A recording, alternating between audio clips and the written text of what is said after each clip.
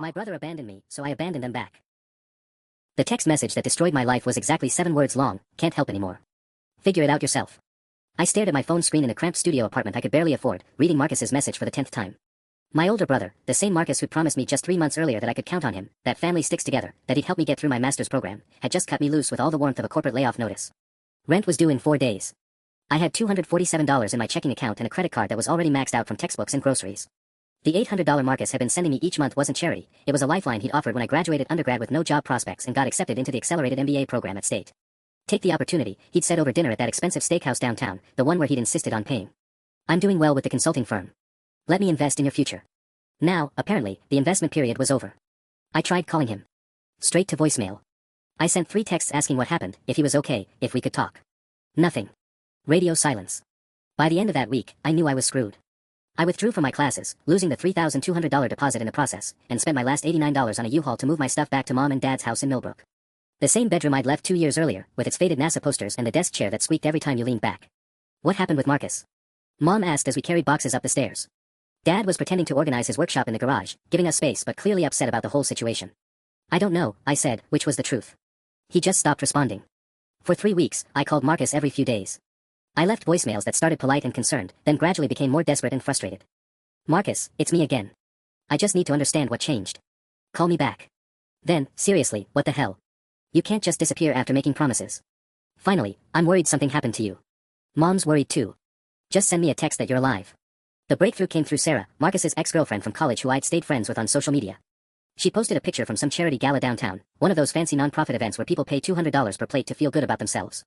And there was Marcus in the background, arm around a blonde woman I didn't recognize, both of them dressed like they'd stepped out of a magazine. So he wasn't dead. He wasn't in crisis. He was at charity galas with mystery women while I was updating my resume at the kitchen table where I'd done homework in high school, applying for entry-level jobs that didn't require the master's degree I'd abandoned. That's when I realized my brother hadn't been forced to cut me off by some emergency or misunderstanding. He'd simply chosen to. The job search was a special kind of humiliation. Every interview felt like explaining why I was damaged goods, why I dropped out of a master's program after 1 semester, why I was living with my parents at 24, why there was a 6-month gap in my employment history that I couldn't quite explain without sounding pathetic. I had a family situation that required me to reassess my priorities, became my standard line. Professional code 4, my brother screwed me over. I finally landed a position at Hartwell Insurance, processing claims for $16.50 an hour. It was mind-numbing work, reviewing accident reports and medical bills, entering data into systems that looked like they hadn't been updated since 1995. But it was a paycheck. And after 3 months of rejection emails and awkward interviews, even a paycheck that barely covered my student loan payments felt like victory. The worst part wasn't the work, though. It was watching my former classmates' LinkedIn updates scroll past during my lunch breaks. Jessica landed an internship at Goldman Sachs. David got accepted into the executive training program at Johnson & Johnson. Meanwhile, I was eating gas station sandwiches and celebrating the fact that I'd earned enough to take my parents out for dinner at Applebee's. Marcus's social media had gone dark since the charity gala photo, but I developed an unhealthy habit of checking anyway. His Instagram went from regular posts about weekend trips and work achievements to absolutely nothing. His LinkedIn still showed him as senior consultant at Morrison & Associates, but there hadn't been any updates in months. Part of me, the part that remembered him teaching me to ride a bike and helping me with calculus homework, worried that something was actually wrong. But the larger part, the part that had spent 4 months rebuilding my life from scratch, just felt numb about it. Then, on a Tuesday in February, I ran into Jake Peterson at the grocery store. Jake had been Marcus's roommate senior year of college and his groomsman when Marcus married and divorced Kelly 3 years ago. I was in the frozen food aisle, debating between name brand and store brand pizza, when I heard someone call my name. Holy shit, how've you been? Jake said, pushing his cart over with the enthusiasm of someone who genuinely hadn't expected to see me. I heard about everything that went down with Marcus. That was fucked up, man. I felt my stomach drop. What do you mean, you heard about it? The whole thing with Victoria, Jake said, then stopped when he saw my expression. Wait, you don't know about Victoria? I don't know about anything, I said. Marcus cut contact back in October and I haven't heard from him since. Jake looked genuinely uncomfortable now, like he'd accidentally revealed someone's surprise party. Dude, I thought you knew. Victoria's been, she had some pretty strong opinions about Marcus supporting family members. Called it enabling and said he needed to focus on their future instead of carrying dead weight. The phrase hit me like a physical blow. Carrying dead weight. She's his girlfriend? I asked. Was his fiancée, actually. They got engaged in September. Big ring, bigger wedding plans. Jake shifted awkwardly. Look, I only know this because Marcus got drunk at Tony's bachelor party and started going off about how she'd given him an ultimatum. Support his family or support their relationship, but not both. I stood there holding a frozen pizza, processing the fact that my brother had chosen a woman I'd never met over his own family. That he'd made promises to me while planning a proposal to someone who saw me as dead weight. They're still together. I managed to ask. Jake's expression told me everything before he said the words. Not exactly. Victoria dumped him right after New Year's, Jake continued, glancing around like he was worried someone might overhear. Apparently she found out about some financial stuff. Marcus wasn't as successful as he'd been pretending. The consulting firm had been cutting back his hours since last summer, but he kept up appearances. Expensive dinners, that ring, the deposit on the wedding venue. He'd been burning through his savings trying to keep up with her lifestyle. I felt something cold settle in my chest that had nothing to do with the frozen food aisle. So when he cut me off, he was already in deep shit financially, yeah. But according to Tony, who heard it from Marcus's coworker, Victoria had been pressuring him for months to prioritize their future over what she called his family obligations. She apparently told him that successful men don't let relatives become dependent on them. The frozen pizza was starting to burn my fingers through the cardboard, but I couldn't seem to move. Marcus had thrown me away to impress a woman who dumped him anyway. I'd lost my master's program, my apartment, my entire trajectory. Also my brother could prove to his fiancée that he wasn't the kind of man who helped his family. Is he? I started, then stopped. I didn't actually want to know how Marcus was doing. But Jake told me anyway. Not great, honestly. Lost the consulting job in January. Apparently Morrison's been laying people off since December and Marcus was one of the newer senior consultants, so he got cut. And get this, Victoria didn't just break up with him. She's dating his former boss now. David Morrison's son, the one who's being groomed to take over the firm. The pettiness of it was almost beautiful. Marcus had sacrificed his relationship with me to prove he was worthy of a woman who'd already been eyeing his replacement. Anyway, Jake said, checking his phone, I should get going. But hey, I'm sorry about everything that happened. Marcus really screwed up. Family's supposed to be family, you know. I nodded and managed some appropriate response, but I was barely listening. My mind was spinning with this new information, trying to reorganize everything I believed about the past 6 months. That night, I sat in my childhood bedroom with my laptop, staring at a blank email draft addressed to Marcus. I must have started typing a dozen different messages. Jake told me about Victoria. Delete. I know why you cut me off now. Delete. How could you choose someone who saw me as dead weight? Delete. Finally, I closed the laptop without sending anything. 2 days later, my phone rang at 7:23 a.m. while I was getting ready for work. Marcus's name on the caller ID made my heart rate spike. I stared at the screen through 4 rings, my finger hovering over the answer button.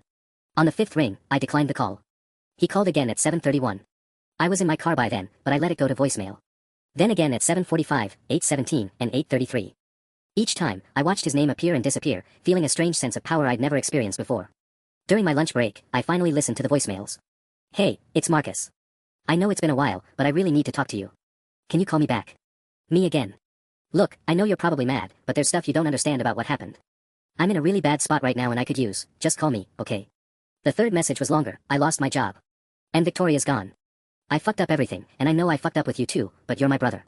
I need family right now. Please. I deleted all 3 messages without calling him back. The calls kept coming. Marcus called me 17 times over the next 3 days, I counted. Each voicemail was a little more desperate than the last, a little more willing to acknowledge what he'd done. By the 4th day, he progressed to texting. I know I was wrong. I know I hurt you. But I'm about to lose my apartment. Victoria made me think family support was holding me back. I see now how fucked up that was. I have $340 left in my account. Rent is $2,100. I don't know what else to do. That last text arrived while I was at Hartwell, reviewing a claim for a fender bender on Route 9. I read it twice, then set my phone face down on my desk and went back to work. There was something almost poetic about Marcus being down to $340, less than I'd had when he abandoned me. The texts escalated over the weekend. I called Mom and Dad. They won't even talk to me. What did you tell them? I hadn't told my parents anything about Victoria or the ultimatum. But Mom wasn't stupid. When your son suddenly cuts off his younger brother without explanation and then disappears for months, you draw your own conclusions. Dad had been even more direct. Marcus made his choice. Now he gets to live with it. On Sunday night, Marcus tried a different approach. Remember when you had pneumonia freshman year? I drove 4 hours to bring you soup and stay with you because you were scared to be alone in the dorm. That's who we used to be. I stared at that message for a long time. I did remember. Marcus had skipped his own midterm exam to take care of me, sitting up all night to make sure my fever didn't spike. He'd been the best big brother in the world that week. He'd also been the brother who called me dead weight by proxy and threw me away for a woman who was already planning her exit strategy. Monday brought a new level of desperation. I'm going to be evicted on Friday. I've applied for 63 jobs in 2 weeks. Nobody's calling back. I'm scared. Tuesday, I know you're getting these. Jake said he saw you at the store. Please. Wednesday, I'll pay you back everything. With interest. I just need help getting back on my feet. The irony was suffocating. Marcus was using almost identical language to what I'd used in my voicemails back in October. The same promises about paying things back, the same assurances that it was temporary, the same underlying desperation bleeding through attempts at dignity. On Thursday evening, he showed up at my parents' house. I was in the kitchen heating up leftover Chinese takeout when the doorbell rang. Mom answered it, and I heard her sharp intake of breath followed by Marcus's voice. Hi, Mom. I know you're angry, but I really need to talk to him. He's not here, Mom lied smoothly. His car's in the driveway. He's not here for you. I stood frozen by the microwave, listening to my brother's voice crack as he tried to convince our mother to let him in. Mom, please. I know I screwed up. I know I hurt everyone. But I'm about to be homeless. I just need 5 minutes with him. You had months to have 5 minutes with him, Mom said, her voice colder than I'd ever heard it. When he was calling you every day, worried sick that something had happened to you. When he had to drop out of school and move back home because you disappeared on him. I can explain. I'm sure you can. But explanations don't undo damage, Marcus. And they don't mean he owes you anything now. The door closed with a definitive click. Through the kitchen window, I watched Marcus sit in his car for almost 20 minutes, occasionally looking up at the house. His Honda Civic looked like it hadn't been washed in months, and I could see boxes piled in the back seat, probably everything he could fit after losing his apartment.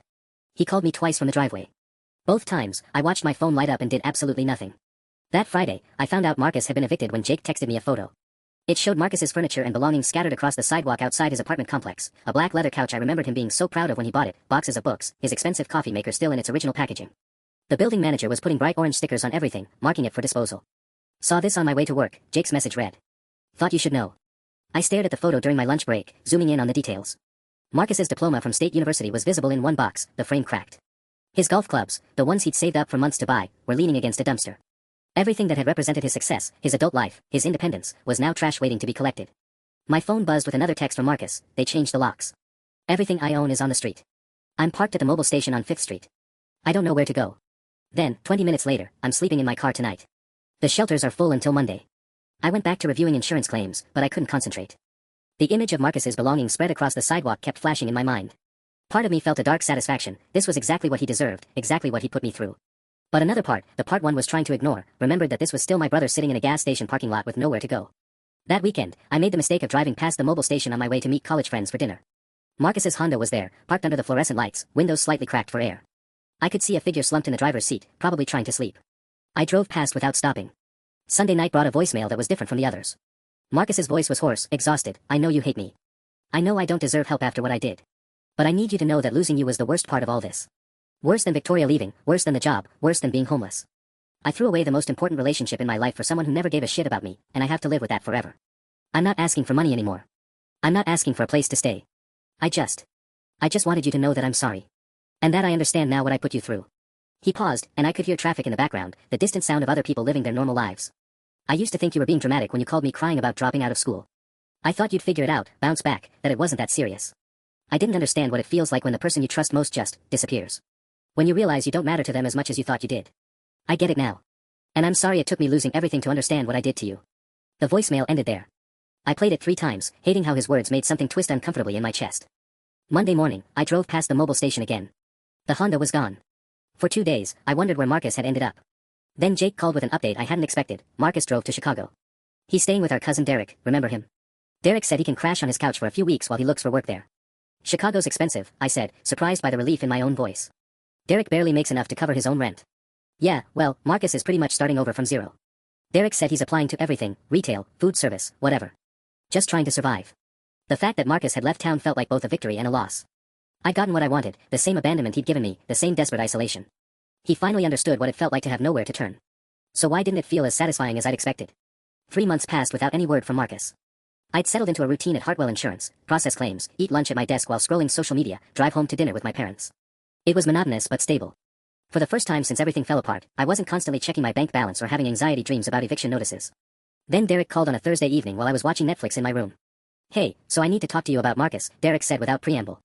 We'd never been particularly close. He was my second cousin on Dad's side and lived in Chicago, but his tone was serious enough to make me pause the show. What about him? He's been working 2 jobs since he got here. Stocking shelves at Target overnight and serving lunch at this deli downtown. 60-hour weeks, making maybe $1,800 a month total. He gives me $600 for the couch and utilities. I waited for Derek to get to his point, feeling that familiar knot forming in my stomach. The thing is, Derek continued, my girlfriend Emma is moving in next month. We need the living room back. And Marcus, look, he's trying, but Chicago rent is brutal. Even the shittiest studio apartments are going for $1,400, and that's before utilities and deposits he doesn't have. Why are you telling me this? I asked, though I already knew. Because he won't ask you himself. He made me promise not to even mention his situation to you. But I can see what's happening here, and I thought his family should know. Know what, exactly? Derek sighed. That he's been sleeping in his car 3 nights a week already, just to save money for a deposit somewhere. That he's lost 20 pounds because he's eating 1 meal a day.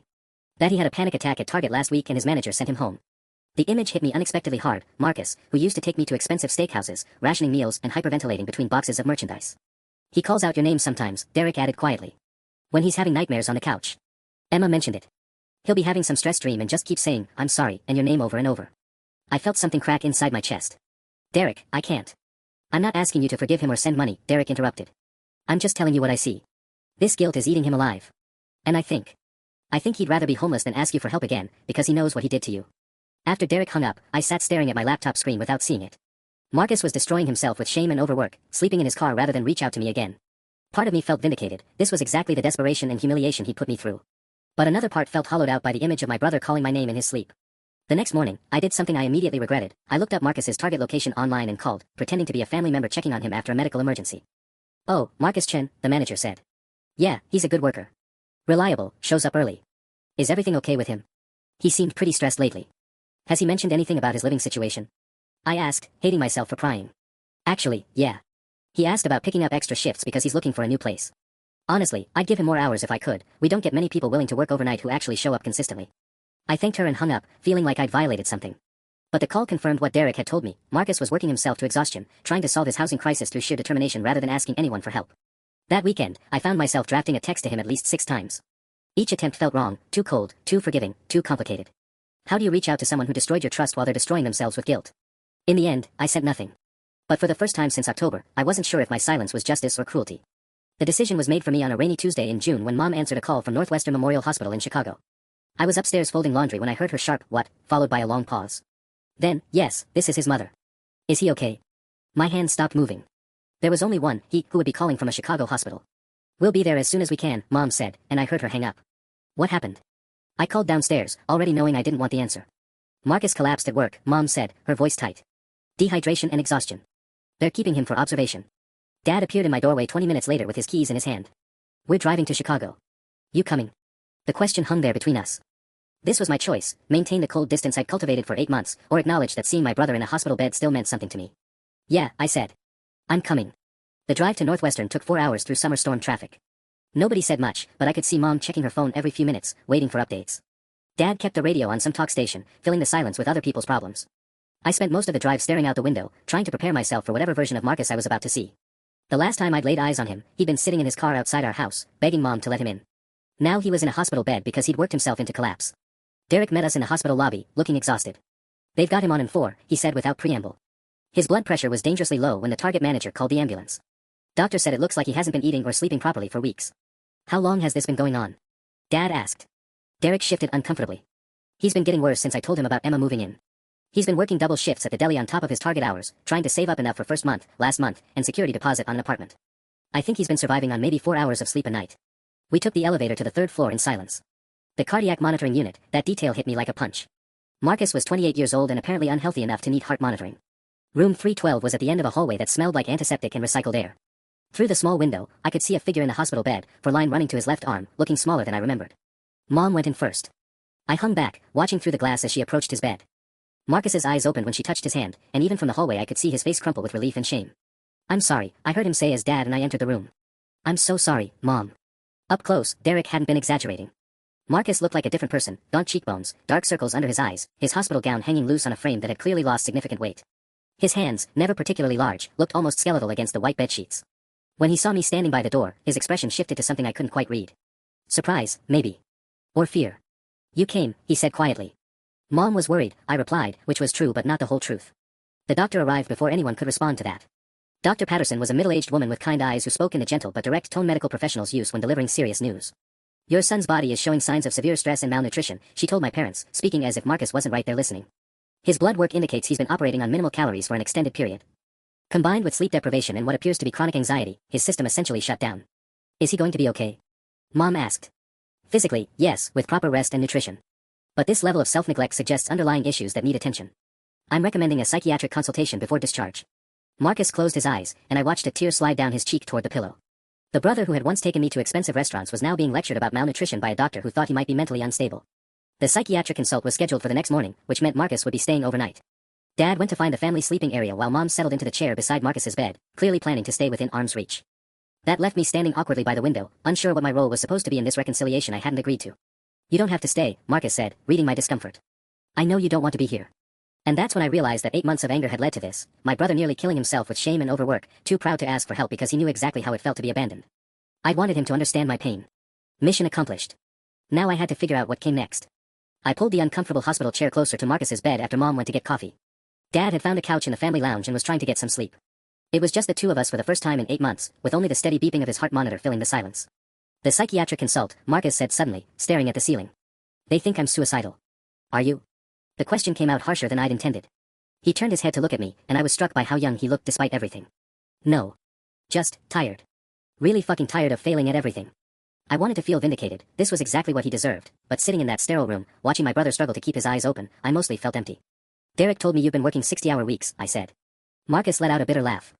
63 hours last week, actually. Target overnight shift, then straight to the deli for lunch prep. I had this brilliant plan to save $2,800 for an apartment deposit by August. He gestured weakly at the 4 in his arm. Guess that's not happening now. When's the last time you ate a real meal? Sunday, maybe. Derek made pasta and forced me to sit down for dinner. Before that. He shrugged. I've been living on energy bars and whatever soup they let me take home from the deli. The math was brutal. Marcus was burning probably 3,000 calories a day between his physical jobs and getting maybe 1,200 in food. No wonder his body had shut down. The night manager at Target, Janet, she's been worried about me, Marcus continued, his voice getting quieter. She started bringing me sandwiches from home because she said I looked like her son when he was struggling with addiction. Except instead of drugs, I'm apparently addicted to destroying my own life. I watched him fidget with the hospital bracelet around his wrist. Marcus Chin, DOB March 15, 1995, allergies, none. The same brother who used to loan me his car without asking questions, reduced to a patient ID number. Victoria's getting married, he said suddenly. To David Morrison Jr. Derek showed me the engagement announcement in the Tribune. Big society wedding planned for September at some country club in Winnetka. His laugh was hollow. She's marrying the son of the guy who fired me. The guy she was probably dating while she was telling me to cut off my dead weight family. The irony was so sharp it was almost funny. Almost. I keep thinking about that dinner, Marcus said. The steakhouse where I told you to take the master's program, that I'd help you through it. I spent $180 that night trying to impress you with how successful I was. The whole time, Victoria was already pressuring me to prioritize our future over family obligations. You chose her anyway, I said. I chose what I thought was my chance at the life she represented. The expensive dinners, the networking events, the idea that I could be someone important. He closed his eyes. I thought helping you made me look weak to her. Like I couldn't take care of my own responsibilities. I wasn't your responsibility. I was your brother. I know that now. His voice cracked. I figured it out around the time I was eating 50-cent ramen for the 4th day in a row, sleeping in my car because I couldn't afford a hotel room. Turns out there's a big difference between supporting someone you love and being taken advantage of. The heart monitor beeped steadily between us. Marcus looked like he wanted to say more, but exhaustion was winning. The worst part, he whispered, is that I became exactly what Victoria said you were. Dead weight. Someone who needed to be carried. He turned to face me fully. I made you feel worthless for needing help, and now I'm the one who can't survive without it. The psychiatric consultation the next morning was conducted by Dr. Reeves, a soft-spoken man in his 50s who asked Marcus questions I'd never thought to consider. How long had he been isolating himself? When did he last feel genuinely hopeful about the future? Did he have any support systems in Chicago besides Derek? I sat in the corner, officially there as family support, but really trying to understand how my brother had deteriorated so completely without anyone noticing. The answers were worse than I'd expected. I haven't made a single friend in Chicago, Marcus admitted. I work nights at Target, so I barely see my coworkers. And at the deli, I'm just the prep guy who shows up, does his job, and leaves. Derek tries to include me in things, but I'm usually too exhausted or too broke to participate. What about reaching out to family or friends from before? Dr. Reeves asked. Marcus glanced at me, then back at his hands. I burned those bridges pretty thoroughly. My parents are speaking to me again, but they're disappointed. My brother. He paused. My brother has every right to want nothing to do with me. Have you attempted to repair those relationships? I tried. For about a week after everything fell apart, I called and texted constantly. But after what I put him through, begging for help just felt like adding insult to injury. Like proving Victoria right about me being someone who takes advantage of family. Dr. Reeves made notes on his tablet. Marcus, what would you say if your brother had come to you in a similar situation? If he'd made mistakes and needed support to get back on his feet? The question hung in the air for a long moment. Marcus's jaw worked like he was trying to find the right words. I'd help him, he said finally. I'd be angry, but I'd help him. That's what family does. His voice got quieter. That's what I should have done when Victoria gave me that ultimatum. I should have told her that my family wasn't negotiable. And what stopped you from making that choice at the time? Fear, I guess. Fear that she was right, that supporting my brother made me weak or irresponsible. Fear that if I lost her, I'd never find anyone else who saw potential in me. Marcus rubbed his eyes with his free hand. Turns out she never saw potential in me anyway. She saw a stepping stone to someone better. After Dr. Reeves left, declaring Marcus stable enough for discharge with recommendations for outpatient counseling, we had the conversation I'd been dreading. I need to ask you something, Marcus said as a nurse removed his fore. And I need you to be honest with me. I nodded, though my stomach was already clenching. Do you think there's any chance, not now, maybe not for years, but any chance that we could eventually be brothers again? Not like before, because I know I destroyed that. But some version of it. The question hit harder than I'd expected. 8 months ago, I would have said yes without hesitation. Marcus was my big brother, the person I'd looked up to my entire life. But 8 months ago, I hadn't known he was capable of abandoning me for someone who saw me as dead weight. I don't know, I said honestly. I want to say yes, but I don't trust you anymore. And I don't know how to get that back. Marcus nodded like he'd expected that answer. That's fair. That's more than fair. He was quiet for a moment, folding the hospital gown they'd let him keep since his work clothes were apparently too dirty for discharge. Would it help if I stayed in Chicago? Gave you space while I figured my shit out. The offer surprised me. You'd do that? I'd do whatever gives you the best chance of healing from what I did. Even if that means staying away permanently. But as I watched him gather his few belongings, wallet, keys, phone charger Derek had brought, I realized something that complicated everything. I didn't actually want Marcus to disappear forever. I wanted him to understand what he'd done. And now that he clearly did understand, now that he'd lived through his own version of the abandonment he'd inflicted on me, I wasn't sure what I wanted anymore. The revenge I planned had worked perfectly. So why did victory feel so much like losing? The drive back from Chicago was different than the trip there. Marcus sat in the passenger seat while I drove. Dad had suggested it might be good for us to have time to talk, though neither of us seemed to know what to say. Mom and Dad followed behind us in their car, giving us space but staying close enough to intervene if things went badly. Marcus had been discharged with a list of instructions: eat regular meals, get adequate sleep, follow up with a therapist within 2 weeks, avoid excessive physical strain. Looking at him now, wearing the same wrinkled clothes he collapsed in, those instructions seemed almost impossibly optimistic. I found an apartment, he said suddenly as we passed a sign for Rockford. Before the hospital thing. A studio in Logan Square for $1,350 a month. That's expensive for Chicago, I said, though I wasn't sure why I cared. Yeah, but it was the cheapest thing I could find that wasn't completely horrifying. The landlord wanted first month, last month, security deposit, and a cosigner. Marcus let out a bitter laugh. Guess who doesn't qualify for any of those requirements? I did the math quickly. Even with the reduced deposit, Marcus would need close to $4,000 upfront, plus utilities and moving costs. On his Target and deli wages, that represented months of the savings he'd been destroying his health to accumulate. What's your backup plan? I asked. Derek said I can stay on his couch until the end of July, when Emma officially moves in. After that. He shrugged. Extended stay motels, maybe. If I can find one that rents by the week and doesn't require a credit check. Extended stay motels in Chicago. The kind of places where people went when they'd run out of options, paying $200 a week for a room with a mini fridge and a door that didn't quite close properly. I'd looked them up once during my own housing crisis, back when I thought I might not be able to move home with our parents. There's something else, Marcus said, staring out the window at farmland rolling past. Derek's been covering groceries for the past month. And he lent me $80 for the Target uniform shirts when I got hired. I owe him probably $400 total, and he's too polite to ask for it back. More debts. More people Marcus was taking advantage of, even if unintentionally. The irony wasn't lost on me. He'd cut me off for being dead weight, and now he was exactly what Victoria had accused me of being. I keep a list, he continued quietly. Everyone I owe money to, everyone I've disappointed, everyone I hurt. It's 37 names long now. Derek, my former landlord, the credit card companies, Mom and Dad, you. His voice got smaller. Some guy named Trevor who covered my lunch at the deli when I forgot my wallet. Even he's on the list. 37 people. Marcus had managed to spread his damage across nearly 40 relationships in the span of 8 months. It was almost impressive in its thoroughness. My phone buzzed with a text from Jake Peterson, heard about the hospital. Is he okay? The fact that news had already reached Jake meant Marcus's collapse was probably making rounds among our old friend group. More humiliation, more evidence that the successful consultant image Marcus had cultivated was completely shattered. People know about the hospital, I said, showing him Jake's message. Marcus closed his eyes. Perfect. Now everyone gets to watch me fail in real time. He was quiet for several miles, then, you know what the really fucked up part is? Part of me is glad it happened. Glad you collapsed. Glad I hit bottom. Because now I can stop pretending things are okay, stop trying to solve everything myself. He turned to look at me directly. I spent 8 months being too ashamed to ask for help, and it nearly killed me. Maybe that's what I needed to understand what I did to you. The admission hung between us as we crossed into Illinois. Marcus wasn't asking for forgiveness or trying to manipulate sympathy. He was just acknowledging the obvious. His attempt to prove he didn't need anyone had proven exactly the opposite. But understanding and forgiveness weren't the same thing. And I still had no idea which one I was ready to offer. We were 20 minutes from home when Marcus's phone started buzzing incessantly. He glanced at the screen and his face went pale. What is it? I asked. Derek. Marcus answered on the 4th ring, putting it on speaker. Hey, what's? Marcus, thank God. Listen, you need to know something before you get back to town. Derek's voice was tight with stress. Victoria called me this morning. She's been trying to reach you. I felt Marcus go rigid in the passenger seat. What could she possibly want? Apparently there's some issue with debt collection. She said creditors have been calling her because you listed her as a contact on some applications. She wants you to handle your financial mess before it affects her engagement announcement. The silence in the car was deafening. I could see Marcus's hands start to shake. I never listed her as a contact, Marcus said finally. I haven't applied for anything that would. He stopped mid-sentence. Oh shit. The apartment applications. What apartment applications? I asked, though I was starting to understand. When I was desperate for a place, I applied to like 15 different apartments in Chicago. Some of the applications asked for emergency contacts, references, people who knew my character. Marcus put his head in his hands. I must have put Victoria down on a few of them. This was back in March, when I was still hoping she might take me back if I got my life together. Derek continued, she's threatening to file a harassment complaint if creditors keep contacting her. Apparently her fiancé's family is concerned about being associated with someone with financial troubles, even secondhand. The cruelty was breathtaking. Victoria had convinced Marcus to abandon his family, dumped him when his money ran out, and now she was threatening legal action because his desperation had inconvenienced her new relationship. How many creditors? Marcus asked weakly. She mentioned 3 different companies. Something about unpaid rent from your old apartment, the Target credit card you used for uniforms, and a medical bill from when you had that panic attack. I watched Marcus mentally calculate the damage. His old apartment landlord had probably sold the debt to a collection agency after the eviction. The Target credit card was maxed out at $500 for work clothes and gas money. The medical bill from his panic attack, that could be anywhere from $800 to $3,000 depending on what tests they'd run. There's more, Derek said reluctantly. She also mentioned that someone from Northwestern Memorial called her yesterday asking about payment arrangements for your hospital stay. Apparently you listed her as your emergency contact when you were admitted.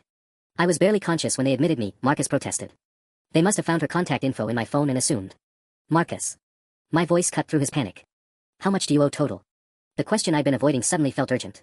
If creditors were harassing Victoria, if hospitals were calling about payment plans, Marcus wasn't just broke, he was drowning in debt that was actively growing. Marcus was quiet for almost a full minute, staring at his hands. When he finally spoke, his voice was barely audible, $12,437. As of last week. The number hit like a physical blow. I'd been angry about Marcus abandoning me when I needed $800 a month. He owed more than 15 times that amount. The hospital stay alone is probably going to add another $3,000 to $5,000, he continued.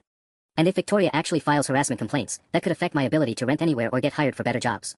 I realized with sudden clarity that Marcus wasn't just experiencing consequences for what he'd done to me.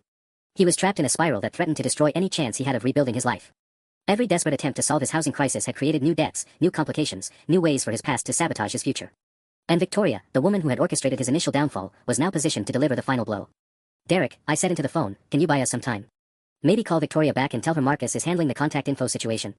I can try, but she seemed pretty determined to distance herself from this whole thing. After Derek hung up, Marcus stared out the window at familiar landmarks, the exit for our old high school, the billboard for Patterson's Auto Repair where we'd gotten our first car fixed together. $12,000, he repeated quietly. I destroyed our relationship over a woman who's now trying to destroy what's left of my life. I gripped the steering wheel tighter, trying to process what I'd learned. Marcus wasn't just sorry, he was completely fucked. And somehow, that changed everything. When we pulled into our parents' driveway, Marcus's phone immediately started buzzing again. This time it was a number he didn't recognize, a 312 area code. Marcus Chin. The voice was brisk, professional. This is Amanda Rodriguez from Midwest Recovery Services. We're calling regarding an outstanding debt of $2,847 for your previous residence at 1247 Oak Street, Unit 4B. We've been unable to reach you at your listed contact information. Marcus put the phone on speaker, his hands visibly shaking. Yes, that's me. We show that you vacated the premises without proper notice and left damages totaling $2,847. Our records indicate you listed a Victoria Hartwell as an emergency contact. When we reached Ms. Hartwell, she claimed no knowledge of your whereabouts and requested that we cease all contact with her immediately. I watched Marcus close his eyes in defeat. The emergency contact information is outdated. I can give you my current. Mr. Chen, we've already initiated proceedings to recover this debt. You have 14 days to arrange payment in full, or will be forced to pursue legal remedies including wage garnishment. I'm currently unemployed, Marcus said quietly. I just got out of the hospital and we'll need documentation of any medical or financial hardship claims. Our office hours are 9 to 5, Monday through Friday. Have a good day, Mr. Chin. The line went dead. Marcus stared at his phone like it might explode. They can't garnish wages you don't have, I said, trying to find something helpful in the situation. No, but they can put liens on anything I try to own in the future. And if I do find decent employment, they'll take 25% of my paycheck before I even see it. Marcus rubbed his temples. Jesus, Victoria really told them she had no idea where I was. Before I could answer, his phone buzzed with a text from an unknown number. This is Victoria. Stop using my name with creditors and debt collectors. Any further contact will be reported as harassment. Consider this your only warning. The coldness of it was staggering. 8 months ago, this woman had shared Marcus's bed and made wedding plans. Now she was threatening him with legal action for the crime of being broke and desperate. She could actually file harassment charges, Marcus said, reading the text twice. Even though I never intentionally listed her as a contact for anything recent. The apartment applications from March count as establishing a pattern of unwanted contact. That's insane. You were unconscious when the hospital called her. Doesn't matter. I'm the one who had her listed as my emergency contact. Legally, that's my responsibility. Marcus leaned back against the headrest, looking utterly exhausted. And if she files a complaint, that becomes part of my record. Background checks, employment applications, rental applications, everything gets harder. Dad appeared at the car window, tapping gently. You boys coming in? Your mother's making dinner. The normalcy of it, Sunday dinner, Mom cooking, Dad checking on us, felt surreal after the phone call we'd just endured. But Marcus nodded and gathered his things, moving like someone much older than 28. Inside, Mom had prepared Marcus's favorite meal from childhood, meatloaf, mashed potatoes, green beans from her garden. She'd even bought vanilla ice cream for dessert. It was the kind of comfort food designed to heal both body and soul. But watching Marcus try to eat normally while fielding debt collection calls felt like watching someone perform normalcy rather than live it. Every time his phone buzzed, he flinched. When Mom asked about his plans for Chicago, he gave vague answers about figuring things out. The third call came during dessert. Northwestern Memorial's billing department, cheerfully inquiring about payment arrangements for his recent stay. The total for your emergency admission is $4,127, the representative said. We offer several payment plan options if you'd like to discuss arrangements. Marcus excused himself to take the call privately, but we could hear him in the kitchen. I understand, but I'm currently between jobs. No, I don't have insurance through an employer. Yes, I realize the balance will accrue interest. When he returned, his face was gray. They want $400 a month minimum, or the full balance goes to collections in 60 days. I did the quick math. Marcus's debt had just jumped from $12,000 to over $16,000. Even if he went back to his 60-hour weeks at Target and the deli, he was looking at years of payments before he'd be financially stable enough to rent a decent apartment. Marcus, Dad said gently, maybe it's time to consider coming home for a while. Just until you can get ahead of this. The suggestion hung in the air like a lifeline neither of us was sure Marcus deserved to grab. Looking at Marcus sitting at our childhood dinner table, fielding calls about $16,000 in debt, I felt something shift inside me that I wasn't prepared for. This wasn't just comeuppance anymore, this was watching someone drown in real time. I can't come home, Marcus said to Dad's suggestion, his voice barely above a whisper. Not after what I did. I don't deserve. It's not about deserving, Mom interrupted. It's about stopping the bleeding before you end up homeless again. Before Marcus could respond, his phone rang again. This time it was Derek. Marcus, we have a problem, Derek said, and even from across the table I could hear the stress in his voice. Emma moved some of her stuff in early today, and she found something you need to know about. What kind of something? Marcus asked, putting the phone on speaker. A notice taped to my door. Apparently someone's been asking the building manager about you. A guy in a suit, claiming to be conducting a background investigation. The manager told him you'd been staying here temporarily. Marcus went completely still. Background investigation for what? That's what we're trying to figure out. Emma talked to Mrs. Chen next door, not your relative, different Chen, and she said the guy was asking about your employment, your habits, whether you seemed financially stable. The blood drained from Marcus's face. Victoria. She's actually doing it. She's having me investigated for harassment.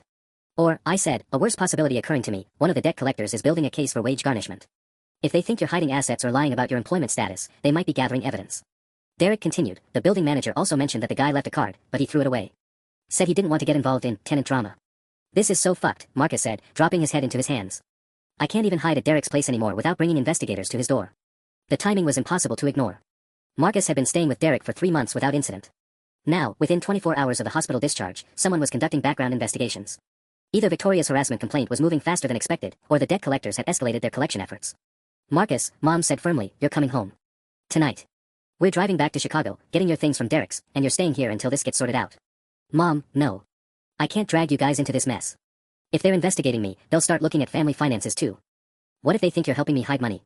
The fear in Marcus's voice was justified. Aggressive debt collection could absolutely extend to family members, especially if collectors suspected assets were being transferred to avoid garnishment. Let me call Jake, I said suddenly. His girlfriend Rachel is a paralegal at that firm downtown. Maybe she can tell us what kind of investigation this actually is. I stepped outside to make the call, needing air that didn't smell like family dinner and financial ruin. Jake answered on the second ring. How's Marcus doing after the hospital? He asked immediately. Not great. Jake, I need a favor. Could Rachel look into what it means when debt collectors start conducting background investigations? Someone in a suit was asking Marcus's neighbors about his financial status. Oh shit. That's not good. Give me 10 minutes to call her. Those 10 minutes felt like an hour. When Jake called back, his tone was grim. Rachel says if debt collectors are doing neighborhood investigations, they're probably preparing for a major collection action. Either they think Marcus has hidden assets, or they're building evidence that he's been fraudulent about his financial status. What's the worst case scenario? Asset seizure, wage garnishment, and if they can prove he lied on any financial applications, potential fraud charges. I walked back inside to find Marcus staring at his phone, another missed call from an unknown Chicago number showing on his screen. We need to get you a lawyer, I said. The word lawyer hung in the air like a death sentence. Marcus looked up from his phone with the expression of someone who'd just been told he had cancer. I can't afford a lawyer, he said quietly. I can't afford anything. Legal aid, Dad suggested. They have programs for people in financial crisis. Legal aid has a 6-month waiting list in Cook County, Marcus replied. Rachel told me that when I was looking into bankruptcy options back in April. By the time I get an appointment, they'll have already garnished whatever wages I manage to find. Mom was already moving toward the kitchen, her problem-solving instincts kicking in. I'm calling your Uncle Robert. He'll know what to do. Uncle Robert was Dad's brother, a real estate attorney who'd handled our family's legal needs for decades. Not exactly a debt collection specialist, but better than nothing. Mom, no, Marcus said, following her. I'm not dragging Uncle Robert into this. He's got his own practice to worry about. Robert's family, Mom said firmly, already dialing. And family helps family. The irony of that statement wasn't lost on any of us. 8 months ago, Marcus had decided that family helping family made him look weak to Victoria. Now family help was literally his only option for avoiding complete financial destruction. Uncle Robert answered on the third ring, and Mom explained the situation in the clipped, efficient tone she used for real emergencies. I could hear his voice through the phone, concerned but professional, asking specific questions about timelines and amounts. Put Marcus on, Uncle Robert said after 5 minutes of background. Marcus took the phone with obvious reluctance. Hi, Uncle Robert. I know this is. Marcus, listen to me carefully. Don't talk to any more debt collectors without legal representation. Don't sign anything, don't agree to payment plans, don't even confirm your identity if they call. Do you understand? Yes, sir. Good. Now, you mentioned a harassment complaint from an ex-girlfriend. What exactly did she say? Marcus explained the Victoria situation, the outdated emergency contact information, the creditor calls she'd received, her text threatening to report him for harassment. She can file a police report, Uncle Robert said, his voice taking on the grim tone lawyers use when delivering bad news. Whether it leads to charges depends on the responding officer and the prosecutor's office, but it'll create a paper trail that could affect everything from employment to housing applications. Even though I never intentionally gave out her contact information. Intent matters in court, but not always in background checks. An arrest record shows up even if charges are later dropped. Uncle Robert paused. There's something else. If she's engaged to someone wealthy, they might have resources to pursue civil harassment charges in addition to criminal ones. Marcus sank into a kitchen chair. Civil charges. Restraining orders, financial penalties for emotional distress, legal fees. If her fiancé's family has money and they see you as a threat to their reputation, they could make your life very difficult. The kitchen fell silent except for the hum of the refrigerator and Marcus's labored breathing. I watched my brother process the reality that Victoria, the woman he'd sacrificed our relationship to impress, now had the power to destroy his future entirely. Uncle Robert, I said, taking the phone, what's the best case scenario here? If Marcus does everything right from now on. Best case. He declares bankruptcy, discharges most of the unsecured debt, and spends the next 7 years rebuilding his credit. The harassment complaint goes nowhere because prosecutors have bigger fish to fry. Uncle Robert's pause was telling. But that assumes no more complications. And worst case. Criminal charges for harassment, wage garnishment on multiple debts, and a fraud investigation if creditors think he's been lying about assets or income. He could be looking at 10 years of financial ruin. Marcus stood up abruptly. I need some air. He walked outside, leaving the rest of us staring at each other across the kitchen table. Through the window, I could see him pacing in the backyard, hands running through his hair in the same gesture he'd used since childhood when overwhelmed. This is bigger than just debt collection, Uncle Robert continued. If someone's conducting neighborhood investigations, they're either preparing for major legal action or they suspect fraud. Does Marcus have any assets he hasn't mentioned? Bank accounts, investments, anything. He's been sleeping in his car, I said. I don't think he's hiding a secret trust fund. Then they're building a case for something else. Fraudulent bankruptcy, maybe, or lying on employment applications. Uncle Robert sighed. I'll make some calls tomorrow, see if I can find out who's investigating and why. In the meantime, Marcus needs to stay put and stay quiet. After Uncle Robert hung up, I found Marcus sitting on the back porch steps where we used to wait for the school bus. His phone was buzzing again, another unknown number, but he ignored it. 6 more missed calls since dinner, he said without looking up. I'm afraid to even check the voicemails. I sat down beside him, something I hadn't done in 8 months. Uncle Robert will figure this out. Will he? Because it sounds like Victoria has already figured out how to destroy what's left of my life, and I handed her all the ammunition she needed. In the distance, I could hear Mom and Dad cleaning up dinner dishes, their voices low and worried. Normal family sounds from a situation that was anything but normal. Marcus, I said carefully, if Victoria files harassment charges, what happens to your chance of getting a decent job? He was quiet for a long moment. Game over. Even if the charges get dropped, the arrest record follows me forever. No employer wants to hire someone with a history of harassing women, even if it's bullshit. The weight of it settled over both of us. Marcus had destroyed our relationship to impress a woman who was now systematically destroying his future. And somehow, I was the only family member positioned to help him fight back. That night, I made a decision that surprised even me. While Marcus slept fitfully on the living room couch, his first real bed in weeks, I sat at my laptop and did something I'd never thought I'd do. I researched Victoria Hartwell. It took less than an hour to find what I needed. Victoria's engagement announcement in the Tribune included details about her employment at Morrison and Associates Marketing Division. The same company where Marcus had worked. The same company where her new fiancé's father was grooming his son to take over. But more importantly, Victoria had made a crucial mistake. According to the announcement, she'd been in a relationship with David Morrison III since April 2023. Marcus had told me she dumped him right after New Year's, January 2024. Victoria had been dating her boss's son for 9 months while engaged to Marcus. While telling Marcus to cut off his dead-weight family. While planning their wedding. I picked up my phone and called Jake. It's midnight, he answered groggily. Jake, I need you to do something for me. Remember that paralegal girlfriend of yours? Ask her about something called fraudulent inducement.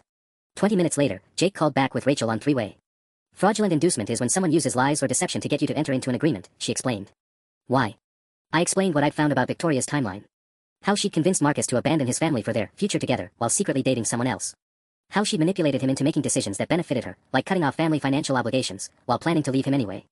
If Marcus can prove she was already in another relationship when she gave him that ultimatum about choosing between her and his family, Rachel said slowly, that could be considered fraudulent inducement. She manipulated him into damaging his family relationships for a future she never intended to provide. What's that worth in court? I asked. Depends on damages. But if he can quantify what he lost, career opportunities, family relationships, financial stability, and prove it was based on her lies. Rachel paused. It could be significant. The next morning, I found Marcus in the kitchen, staring at 17 missed calls on his phone. His hands were shaking as he tried to eat the toast Mom had made him. Marcus, I said, sitting across from him. I found something.